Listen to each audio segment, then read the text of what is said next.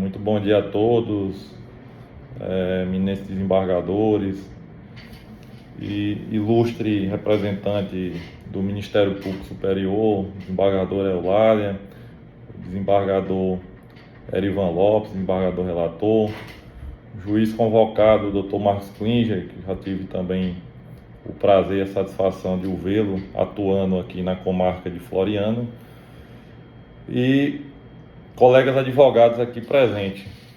Excelentíssimo procurador, doutor Aristides, eu costumo dizer, doutor, que a advocacia, seja ela privada ou pública, e a promotoria são instituições irmãs, porque nós somos imbuídos do mesmo sentimento, que é o de fazer justiça. Não se pode negar que todo advogado também, doutor, é um acusador, pois nós acusamos ilegalidades, arbitrariedades que são produzidas pelo espírito homem, que na sua condição natural é certamente falho e exposto ao vesgo. Nós não estamos aqui a apontar o dedo a qualquer um, mas tão somente, humildemente, pedir, em homenagem ao duplo grau de jurisdição, que esta corte exerça o seu papel como sempre tem feito e reforme a sentença nos exatos ditames legais. O erro, no caso em apreço, é crasso, mas não foi produzido de má fé, a nosso entender. Mas devemos aqui corrigir tal erro para que o apelante não se veja em cumprimento de uma pena totalmente desproporcional ou bastante distoante daquilo que a lei autoriza. Depois do excelente relatório juntado por Vossa Excelência, desembargador Ivan, a rigor dispensaria até a sustentação oral, mas eu gostaria de destacar alguns pontos que me parecem essenciais para o desate dessa apelação. E é somente por isso que eu me atrevo, desembargador, a pedir a atenção de Vossas Excelências, sabendo da preciosidade que é também o tempo de cada um de vós. Eu começo então pela uma questão de fundo, para que Vossa Excelência tenha noção da dimensão do prejuízo que foi causado ao apelante e, além disso, também do descaso com que fora conduzida a ação penal pelo juiz da primeira vara criminal da comarca de Floriano. Tornou-se revolucionário, dizia o Cacá, e cumpria a Constituição.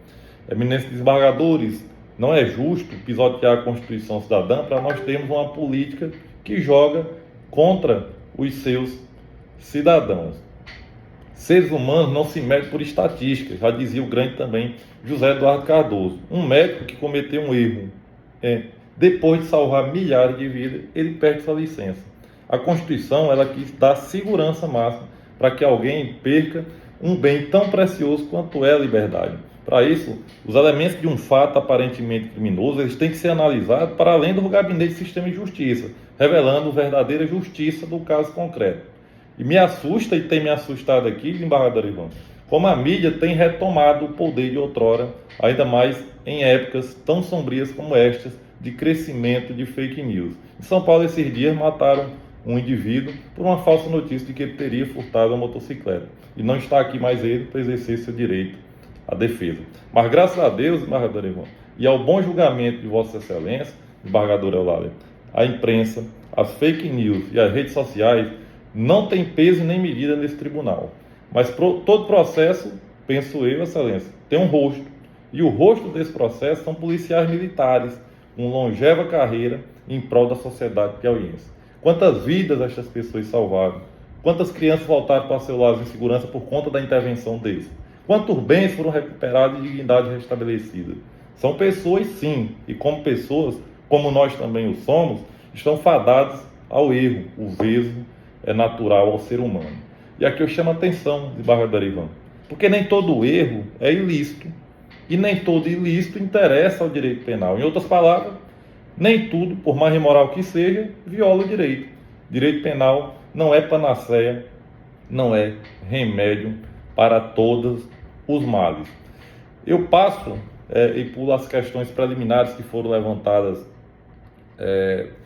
em sede de recurso de apelação, para aqui adentrar o mérito, dizer a respeito das condutas imputadas aos réus e da inocorrência do crime de tortura. Excelência, não é toda a agressão que configura o delito de tortura, mas somente aquela de caráter bárbaro, martirizante, que revela uma extrema crueldade capaz de causar à vítima grande sofrimento, o verdadeiro suplício Tanto que o tipo legal ele prevê intenso sofrimento físico e mental. É assim que diz o artigo 1º da Lei de Tortura, no seu inciso 1, na sua linha A, e também parágrafo 3º e 4º aí. Os fatos descritos nestes artigos não se adequam de modo algum às condutas praticadas pelos réus. Impõe-se aqui a absolvição do delito de tortura, tendo em vista que as provas dos autos ela demonstram que o agente, o ora apelante, Reginaldo, não aplicou qualquer espécie de castigo, enfim, de lesão relacionado aí à suposta vítima dos autos. A Convenção contra a Tortura também traz definições a respeito desse fato e nada se adequa a isto aqui. No que se refere à chamada tortura à prova, é certo também, conforme os tribunais já têm decidido, que para que se configure o delito de tortura, faz-se necessário que essas agressões sejam perpetradas de tal monta que se possa afirmar que a vítima foi efetivamente submetida a intenso sofrimento, não se podendo alargar sob maneira a incidência da aludida figura penal, estendendo-a para fatos cuja previsão legal já se encontra em outros tipos penais. Nós estamos falando de um crime de tortura, um crime hediondo, um crime imprescritível. Excelência, a situação é grave, a acusação muito pior. Me atento ao exame de corpo de delito. As lesões causadas na suposta vítima, fica claro pelo exame de corpo de delito que não ocorreram por ação dos denunciados, do ora apelante, mas sim do menor Deilson, que, arrependido de ter concorrido por furto da arma do capitão Reginaldo, ele entregou seu compasso, Leonardo, exigindo que este restituísse a arma a seu proprietário. A prova do crime de tortura, em geral, se mostra até vera intricada e usualmente demanda uma perspicácia do julgador para converter esses precários elementos cognitivos em convencimento válido acerca de materialidade e autoria. Chama atenção, Excelência, para depoimentos que foram desconsiderados em evidente injustiça epistêmica. O juiz de primeiro grau considera o depoimento do menor Leonardo e desconsidera integralmente o depoimento do outro menor, o Deilson, que assume a autoria das lesões praticadas em detrimento do Leonardo e assume também a autoria do furto a respeito da arma de fogo que fora subtraída. Excelências, para a caracterização do crime de tortura, eu insisto, é necessário que os elementos de convicções reunidos nos autos indiquem com segurança e certeza, aqui não se há espaço para dúvida, de que os agentes públicos tenham causado à vítima agressão geradora de intenso sofrimento físico ou moral. Cabe também uma análise minuciosa do verbo constranger, que é forçar alguém a fazer alguma coisa ou tolher seus movimentos para que deixe de fazer algo. Em momento algum nos autos foi comprovado que houve efetivamente esse constrangimento e tampouco houve efetivamente uma submissão, tendo em vista que o próprio Leonardo também atesta que foi por convite do outro menor, o Deilson, indicar o local onde eles teriam enterrado a arma, e a arma nunca foi encontrada. Excelência, o tipo subjetivo no crime de tortura, desembargador Eulália, ele não se esgota no dolo, não. Tem também a exigência de um elemento subjetivo especial. Não basta o dolo, é necessário uma finalidade subsequente, a última meta que o torturador pretende obter com a sua conduta do tipo. Esse elemento subjetivo, Dr. Marcos Klinger, não foi provado nos autos, mas não foi provado de modo algum. E dessa forma, é indubitável que o acusado ele não teve um fim específico de causar sofrimento à vítima, mas totalmente de recuperar uma arma de fogo que estava cautelado sob os seus cuidados. Como se extrai das declarações prestadas à vítima, seus algozes eles nem lesionaram o indivíduo, a suposta vítima, muito menos com vontade de fazer ele sofrer em demasia. Não se verifica aí presença de dolo específico. Sem dolo específico, não há que se falar em crime de tortura. Sobre as possíveis lesões causadas na vítima, os termos de depoimento é muito claro, fiz referência nos memoriais que enviei ao ID de cada uma das situações. O Deilson afirma que foi ele quem pegou no pescoço do Leonardo para enforcá-lo, no sentido de que ele dissesse o que ele fez com a arma. Foi ele que deu um tapa no Leonardo, foi ele. Ele assume a autoria e isso tudo foi desconsiderado. Isso tudo foi desconsiderado. O exame de corpo de delito também é confuso, porque ele faz menção, e não é possível ter certeza, a instrumentos contusos. Ora, mas aí há claramente um equívoco ou um erro de escrita. As lesões produzidas por instrumento contundente, desembargador Ivan, dá seu nome de contusão. Instrumento contundente, todo agente mecânico, como nós sabemos, que atuando por violenta pressão, explosão, flexão, traumatiza o organismo.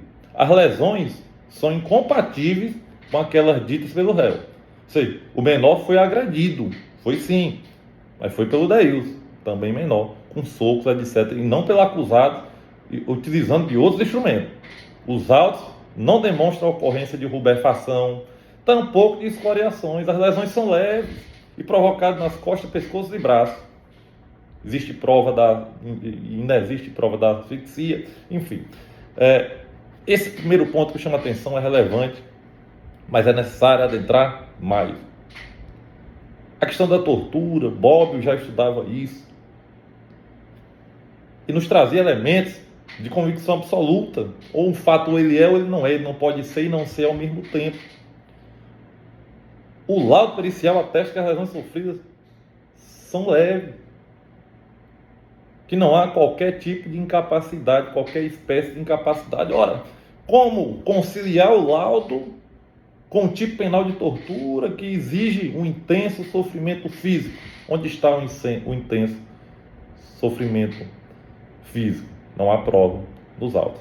O sofrimento ele foi inserido justamente, excelente, por representar um plus ao constrangimento violento, porque já existe outros tipos penais. Já existe o crime de lesão corporal, já existe o crime de constrangimento legal, já existe o crime de extorsão, outra modalidade de crime violento. A configuração da tortura não basta emprego de violência, né? Toda violência não é tortura. Não basta emprego da violência para a consecução do constrangimento animado por um dolo específico. É necessário também que desta violência decorra um estado de penúria, de padecimento e de martirização. Desembargador Ivan, esse Tribunal de Justiça do Estado de Piauí já julgou um caso nesse mesmo sentido. Apelação Criminal 2009-001 00247403, onde após a condenação em primeiro grau, o tribunal sabidamente, através do voto de relatoria do desembargador Joaquim Dias, funcionando como revisor o desembargador Sebastião, reformou a sentença. O caso era de uma gravidade bem maior do que essa que se colhe hoje nos autos. Mas ficou decidido que não restou configurado nos autos a existência de inflição e tormentos e suplício que exceda os limites do suportável na dimensão física, moral ou psíquica da vítima, causado em decorrência de constrangimento ilegal praticado com emprego de violência ou grave ameaça com o fim de obter declaração, informação ou confissão. Na ocasião, que muito se assemelha a este caso... Excelência, tem um minuto para concluir, tá? Que muito se assemelha a esse caso, o tribunal entendeu que não houve tortura e reformou a decisão do juiz de primeiro grau. E em outra passagem se fala também dessas mesmas situações. Há uma outra decisão também, já de Vossa Excelência, que também não reconhece essas lesões graves em caso semelhante. O processo 2009-001, onde Vossa Excelência Desembargador Ivan diz que, atentando-se mais uma vez ao teor do laudo pericial daqueles autos, infere-se que as lesões corporais sofridas pela vítima não lhe acarretaram nem incapacidade de ocupação habitual por mais de 30 dias, nem perigo de vida e nem deformidade, o que se leva à inelutável conclusão de que tais lesões são de natureza leve. No direito penal não existe essa dada objetiva, já nos ensinava as teorias neoclássicas e funcionalistas. Excelência, já aqui, em fim de conclusão, eu não posso deixar de agradecer a Vossa Excelência, Desembargador Ivan, sempre muito atencioso, às vezes que estive no tribunal, e a desembargadora Eulália, Dr. Marcos Klinge, agradecer pela ouvida, pela acolhida e pedir ao final aquilo que a apelação já pede, que para além das questões de nulidade, mas a reforma da sentença para que se absolva o réu pelo crime de tortura ou que ao menos desclassifique para outra conduta adequada. Muito obrigado pela atenção. Não. Doutor Marcos Vinícius, peço oral pelo apelante César Augusto. Prazo, até 15 minutos.